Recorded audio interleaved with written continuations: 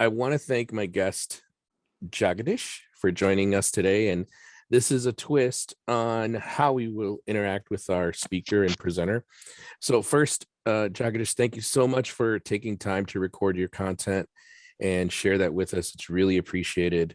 And thank you for joining me for this kind of experiment to allow us to learn more about you and your background, and be able to share that with users as well. So thanks for joining.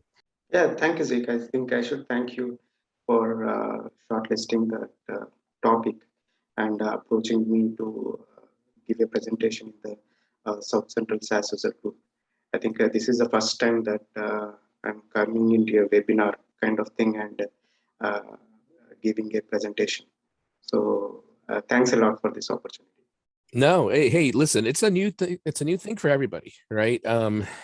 Obviously with COVID and things that have happened or are still happening globally, we can't meet the same way. So everybody's trying different things, but at least everybody's trying, right? Like that's the most important thing, is to continue to network. So my goal today is to ask you a few questions, to interview you. So you were kind enough to already share, not just with South Central and the recording that we did, but you had presented that via PharmaSUG. I want to hear about you. And I think our users want to learn about you and your background. So we're going to spend a few minutes to do that here today. And so let me start off with the first question. So you solved the problem using your technical expertise, and that's how you got to put all your code together. And that's what's in your presentation. But where did it start? Where did you, Jagadish, like, I don't know if it was 5 years ago, 15 years ago, decide you want to get into writing syntax, either SAS, Python, or R? Where did that come up for you, and how did you feel when you started that? What were some of the things going through your mind when you said, I'm going to go mess around with data? What was that like for you? I think this goes back way to 2012. Like at the time, I was a little bit struggling because I did my biotechnology. I done my master's in biotechnology. So I think since I'm from India, right? So at the time, like when I was in India, it's like biotechnology was not uh, a good profession. I mean, like there were very little opportunities. But still, I was working in R&D, and I was trying my best to achieve something in that particular field because that was my topic of education. But I did not see proper growth. And then I realized, like, I was going through some internet, and I was seeing there was a lot of booming data analysis, and then I was approaching, like, for a science background student like me, like which will be the best software for doing the data analysis. Then I came across clinical trials and clinical data analysis, and then SAS was the only software which was being used for performing the clinical data analysis. So I thought to learn SAS and get into this clinical data analysis for a bright future. So I learned SAS, and luckily I got a good opportunity in the beginning itself. So I joined a good CRO, and later on I was focusing more on improving my skills with regard to SAS. I was listening to webinar. I was attending webinars. I was participating in the SAS community forum discussions. Slowly, like knowing the details, algorithms, like what is the best way to provide alternative solutions of programming to minimize the time and the execution time, all these things. And like that, I continued, and right now I'm here, and now I'm able to write articles, present my abstracts and presentations in big forums like PharmaSUG, Fuse, and now South Central SCSUG as well. Yeah, no, that sounds exciting. And you know what? I mean, let's put it into perspective. It wasn't overnight, right? I think that some of our listeners, So started in 2012, and now it yeah. took so many years for me to gain that expertise. And yeah. Okay, so let me ask this way. If you could go back in time and talk to Jagadish of 2004, right? Not 2002, just a few years later, what would your advice be on all this learning that you have ahead? You have from 2004 to now, you have more learning to do, but what would your one advice be to yourself to help you along the way? I think we should keep learning. So there is no easy way to gain knowledge and become an expert. So it's always we should have in our mind back end that we should continue to learn and always keep ourselves up to date with the latest trend and technology as well as the softwares. Cool. Yeah, I agree. I think that's a component of like exploring and kind of taking a chance to fail, right? If you don't fail, you didn't try. And if you didn't try, you didn't want, it's like kind of a cycle. Yeah. So to me, you're also telling us a little bit about some of the teams you were on, right? You mentioned that you got into a good CRO at the time, and part of what you were explaining in that background leads up to where you are today. Where are you today, right? Today, you are part of a team, and they've been kind enough to let you have some time in your day to share your expertise with us. So why don't we be kind back to them and reciprocate? Tell us about the team you're on. Tell us about kind of things you can share, because I don't want you to tell us about things that you're not allowed to share, but tell us what you like about your environment, your team culture, and what kind of problems in abstract way that you solve. At the moment, like I have a very good team, like very supportive team, and everybody is kind enough to share knowledge because always what happens is since we are in the clinical industry and working on the data analysis, right? So everybody has a different approach, like how to analyze the data, and everybody may not agree to the same thing. So what is more important is we need to have a collective decision of performing the data analysis and identifying the data issues, cleaning the data, and coming to a conclusion. So at the moment, whichever the team I'm working on, I think they are very much kind enough and supportive enough to have a fruitful discussions, focus on increasing the CDISC and SDTM knowledge, including the ADAM, as well as with respect to the programming, coming up with the new and innovative approaches of resolving the programming issues and challenges. So yeah, I'm pretty much happy with the team. Cool. So now let's talk about the future, right? I mean, in the past, you were embarking on learning something that you felt was going to be useful for your career, but now it's today. You mentioned in the beginning of your presentation, you're learning R, so you're not just strictly focused on SAS. What is your opinion about where things are going with syntax? And I think it ties into your team too, right? You have discussions with others. So there's other people on your team that maybe are not as fully proficient with SAS as you are. So what's your take on Python, R, other things besides SAS? What do they mean to you? What are things happening with you?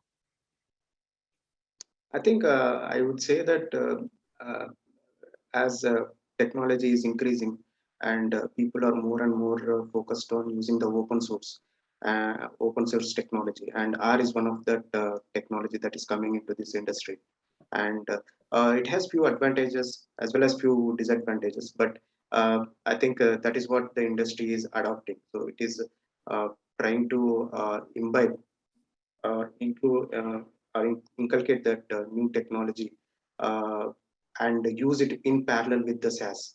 I don't think so. SAS is going to be completely going away, but the thing is, obviously, yeah, now we have to parallelly work learn R as well and use both SAS and R in our day-to-day programming activities. And there are few slight advantages with respect to R. That's what I see. Basically, the kind of graphs that we can have generate in R, it's it's very robust. I can say that maybe with very minimal code, minimal options, I think we can generate very good graphs in R. And I agree. The parts that I agree with is we're not seeing any less skills for the quantitative and the analytical. What we are seeing is that there's more ways, more syntax to do some of those things with, and everybody's going to have a different opinion, right? So I think it's going to be more diversity, right? More things to have to be familiar with. If anything, I think we have a tougher job because as developers, we have other syntax to look at, other code to look at. When our team tells us, can you help me? We have to be ready to help with other syntax too, not just SAS anymore, so that's like, I think, a big thing for us, that we're professionals, but we may be experienced with one language, but we now have to learn other languages, even if a little bit. I don't know what you think about that. What do you think about that? I mean, we have to learn a little bit more. We just can't stick with SAS, right? Yeah, absolutely. So that is what. So at the moment, I think people are more focused in focusing on R, but I think it will not be too late when I think uh, uh, some of the clients or some of the pharmaceutical organizations may prefer to use Python as well. So now, like what I'm looking at in the future is like people who are in the clinical trial industry, right? Especially in the clinical trial industry, they should have a good knowledge in SAS, R, and Python as well. So yeah. Yeah, I agree. It's going to be a lot more for us to do and learn. So here's a different question. We talked about you in your past. We talked about you today. What advice would you give to somebody who, whether they're coming from India or here in the United States, they could be a college student. What would your advice be for somebody who's starting out and wants to contribute and wants to, basically follow your path and become successful like you? What would you say to that? I think, as I mentioned, there is no easy way for to become a good programmer. After having so many years of experience, I still believe that I don't have complete knowledge on what I'm doing. So the best advice, what I can give to the new programmers that are coming into this industry, right? Uh, they need to keep on practicing. So the practice makes man perfect, right? So whatever the language they choose, whether it is SAS, R, or Python, they need to practice. So they need to practice. They need to see different kind of data, and they need to see kinds of programming approaches. Like for example, we can perform a particular task, programming activity, uh, using one particular type of algorithm or logic, right? The same kind of activity or the same kind of output can be generated with a different algorithm or a different kind of logic. So to become a best programmer, the people have to practice. I mean, like different approaches, different logics to get the same kind of output. So that gives a varied experience. So any kind of challenge they come across when they are working on the real-time data, right? They know these scenarios, like which scenario is best suits to handle this kind of situation. So I believe that I think people need to practice whichever the languages to choose. Yeah. That's the best way. Yeah, and I concur with that idea. One part that really impresses me in what you've explained is that you see the need to learn and practice, and you mentioned it very slightly, but I think it's important, is that you're also giving back. And I think that's the component of authoring a paper, sharing your expertise, giving that a shot. So I want to thank you for that. So VJ, thanks for joining us. Go ahead and tell us a little bit about yourself and give us a little bit of an introduction, title, things like that. I've been in the industry about similarly like about I would say since 2010, and always had an opportunity to work with or be associated with people like Jagadish. And I just wanted to add one point when he was explaining what you said was for newcomers. I've realized that there are always people out there who are more than happy to like help you out, and many times I've talked to Jagadish about things I thought I didn't understand, or so that people like the community is like so helpful. Like, so you just have to reach out, and they are the people who would take time and to walk you through that. Like, I mean, people don't have to be lost if they're new starting off, and that's something that they should do. This was one point on that. Yeah, and I agree with that. I actually, it's part of the theme that Jagadish and I were getting to, or we're on that part right now, which is we're in a community that obviously focuses on SaaS. That's how we kind of got in touch with each other. But I feel like we have a lot of people who are starting their chapters, and they're how I used to be when I was younger and how Jagadish was at 2002, 2004. And Vijay, you're sharing with us a little bit about your background too. You see the pattern, right? It's we're starting and we have a way to go. We don't know where we end up, but we're at least in a community of people who are sharing, they care, so that's I think one of the positive things about all this. So I'm really appreciative, Jagdish, Vijay, of the time and the kind of the feedback that you're giving. I guess I'll put out one more question because we started talking about that a second ago. Is we have colleagues and peers who are starting out. What advice would you give them as they start out? And I think, Jagdish, you started to give us some of that. And so I'll let you reframe it or kind of, make it more specific to a specific syntax or a specific industry, like you said, pharma versus, and then maybe CDISC or ADA. But so let's hear from Vijay first and then Jagadish.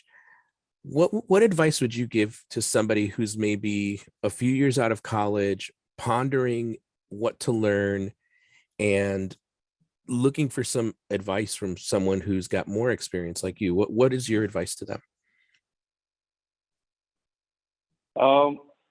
Definitely, like these days, I think everyone is on LinkedIn, and usually you can for sure reach out to people and say that, hey, this is what I'm looking at.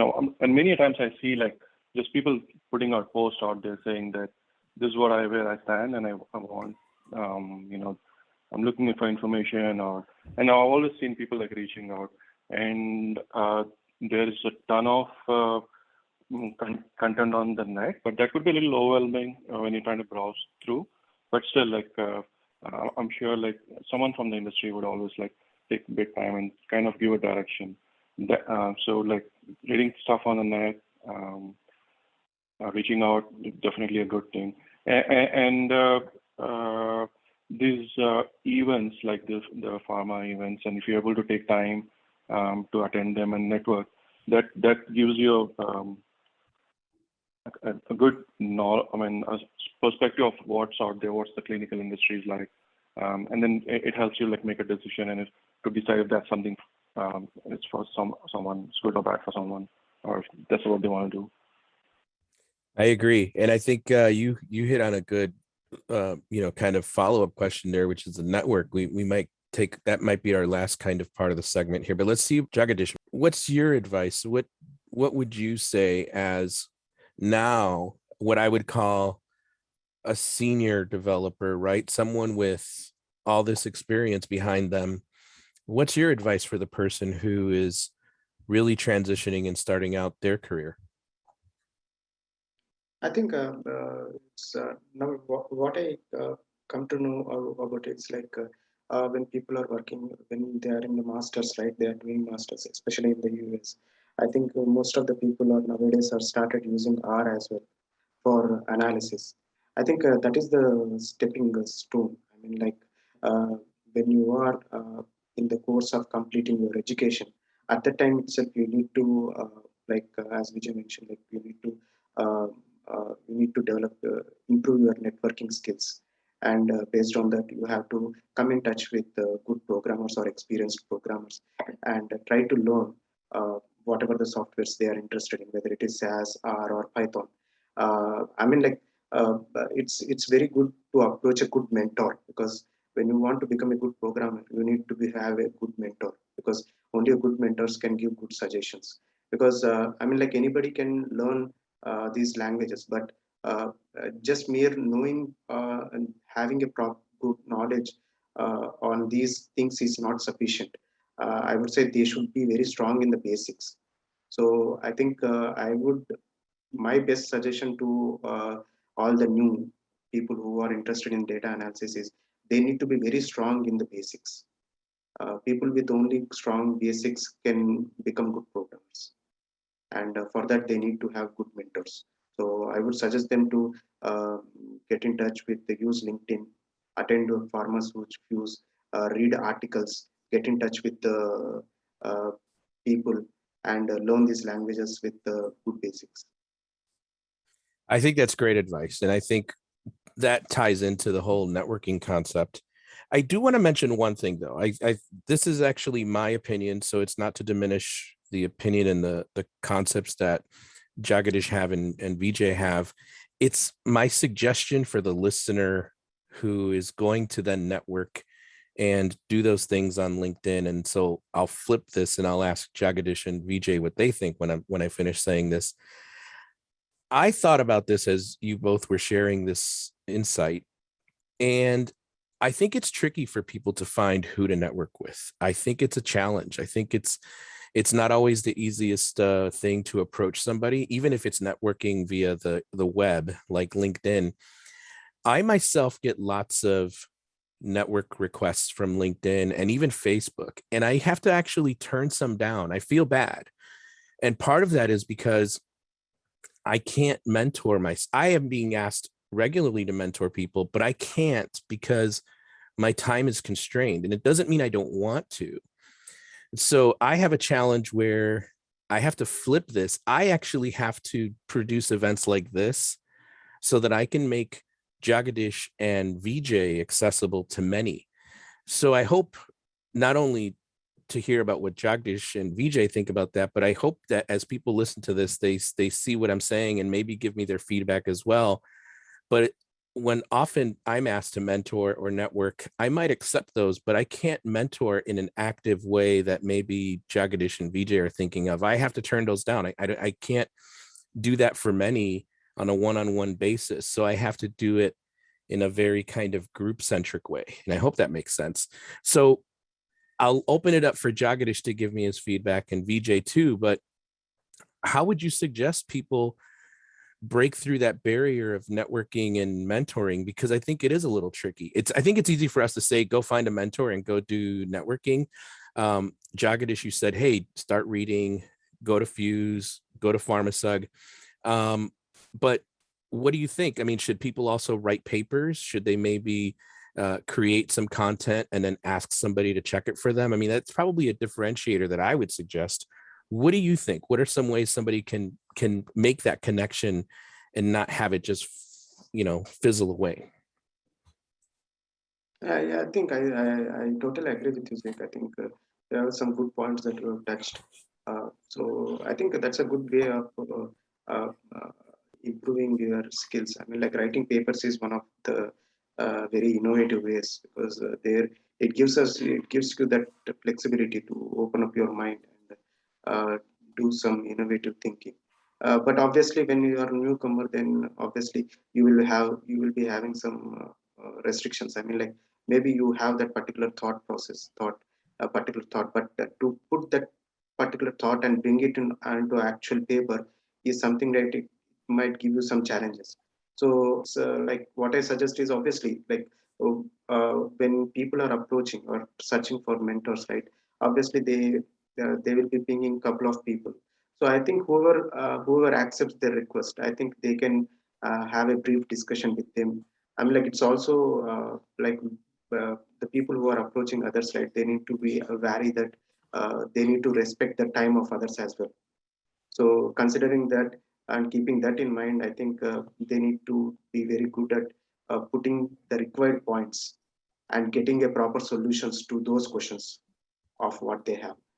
That way, what happens is in very less time, they can get a proper guidance on what they want, uh, and I think that's how they can improve their skills. Cool. Vijay, what do you think?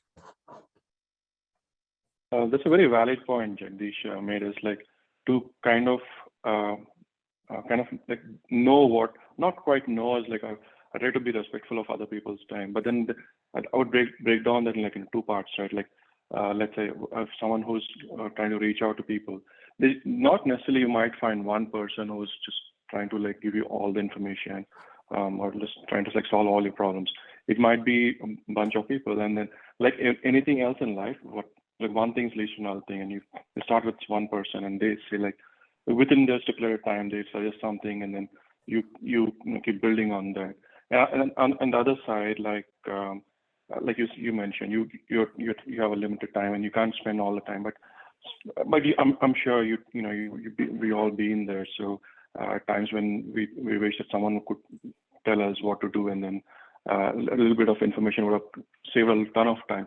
So keeping that in mind, I mean, try to do whatever bit we can do.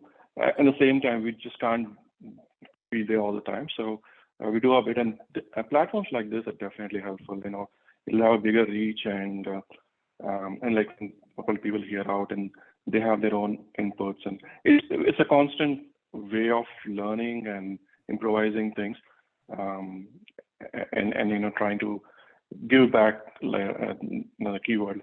People have helped me all along. Just unexpected corners. Like I would just reach out, and they took time. I'm so grateful. Just to give an example, Sunil Gupta is a big name in the industry. It took so much time, and I'm always grateful to people like him who who had no reason to take time for me, and then but still always been giving advice or doing whatever bit they can do. At the same time, I just can't expect from one person, so we try to reach out a few people and then do your own bit, and keep moving forward.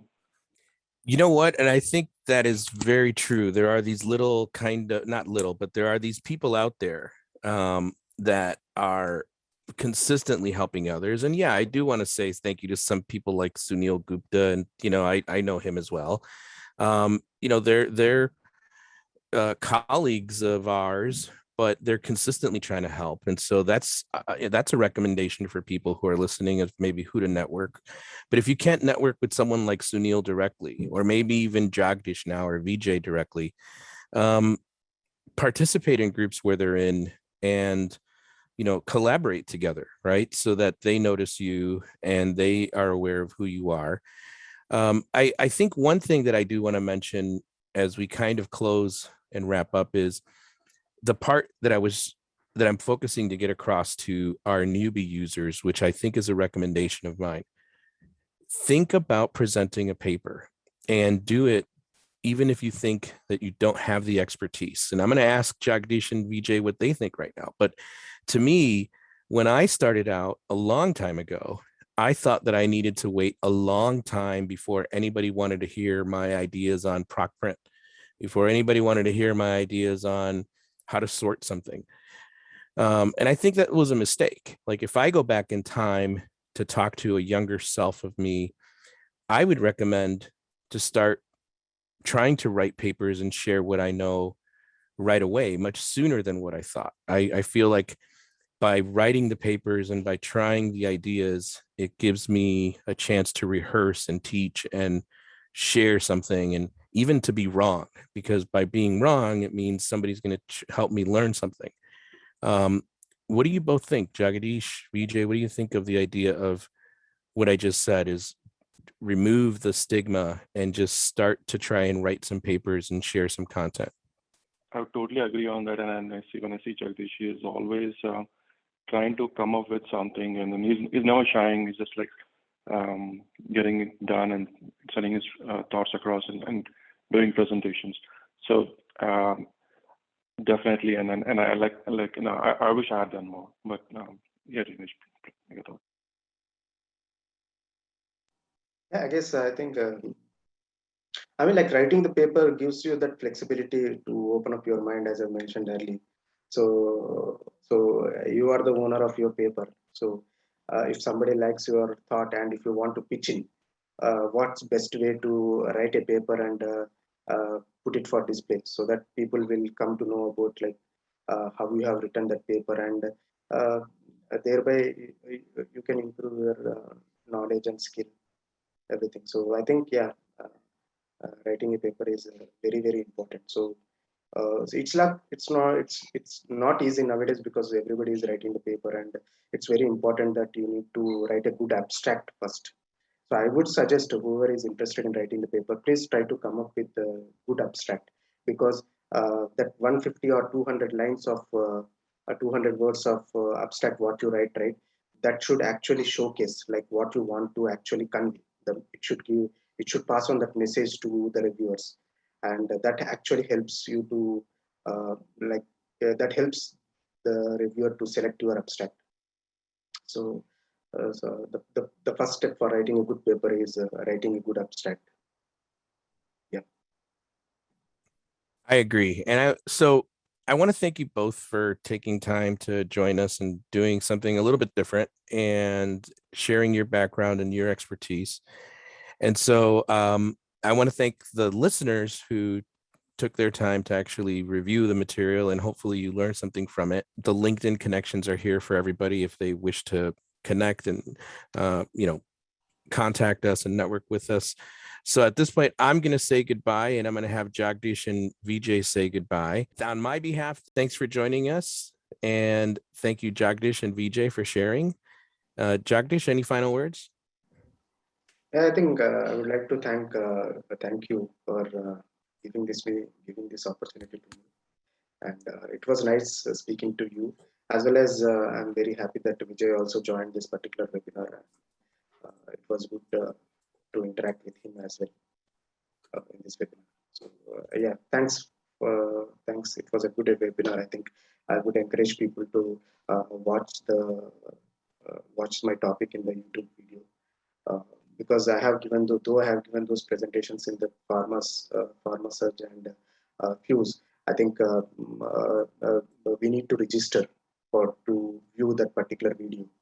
But I think here the ZIG as giving it ZIG through South Central SAS user group is giving a good opportunity to have the same presentation in YouTube, which is free. So they don't have to register. So they just have to view it. And I think what you're doing is a good thing, ZIG, because these webinars are, I think, very useful for new people as well as the experienced programmers. And I'm very happy to be part of such an event. Thank you. Thank you. Vijay? Vic, yeah, for sure. I would like to thank for your time and creating this platform. It's new for me as well, but I enjoyed talking and great job on being able to present those papers and making it accessible to everyone. Look forward to being associated with you more and events like this. Thanks so much for your time. I appreciate it, gentlemen. Thank you so much for joining. I think it's good stuff. I think there's a lot of newbies who need to hear some of this stuff. Even people in the middle of their career transition, right? Like maybe starting a new chapter. So thank you.